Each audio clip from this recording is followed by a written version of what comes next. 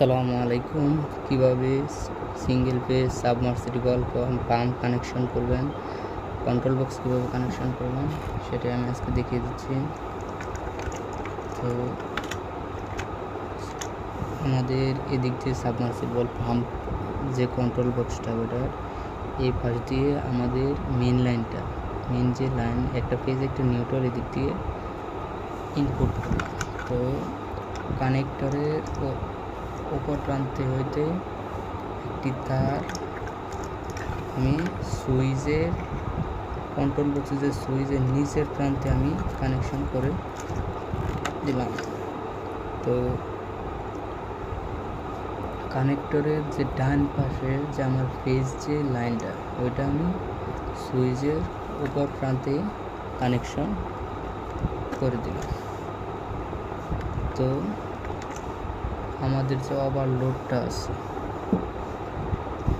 ওভারলোডটা আমি লাগিয়ে নিচ্ছি। তো আমাদের সুইচের যে নিচের প্রান্ত হতে একটি কানেক্টর কানেকশন করে ওভারলোডের এক প্রান্তে লাগিয়ে নিই। তো ওভারলোডটা আমি লাগিয়ে নিচ্ছি।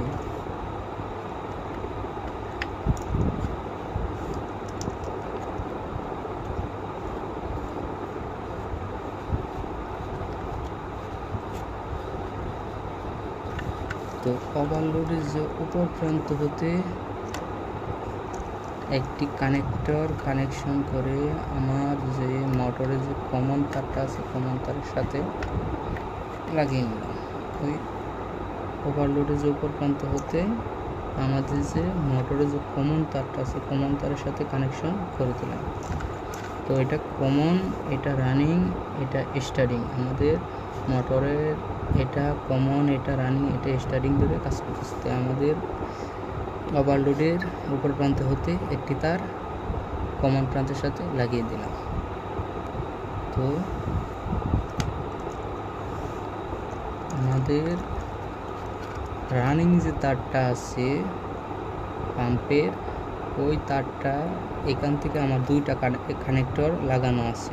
আপনারা চাইলে অন্যভাবে কাজ করতে পারেন, ওই পাশ থেকে একটি তার টাইনে কাজ করতে পারেন। তো আমার দুইটা তার এখানে আছে, একটা রানিং যে তারটা আছে একটা কানেক্টর আমি সুইচের যে একটি প্রান্ত খালি ছিল ওই প্রান্তের সাথে আমি কানেকশন করে দিলাম। তো এদিক থেকে আমাদের রানিং যে কানেক্টরটা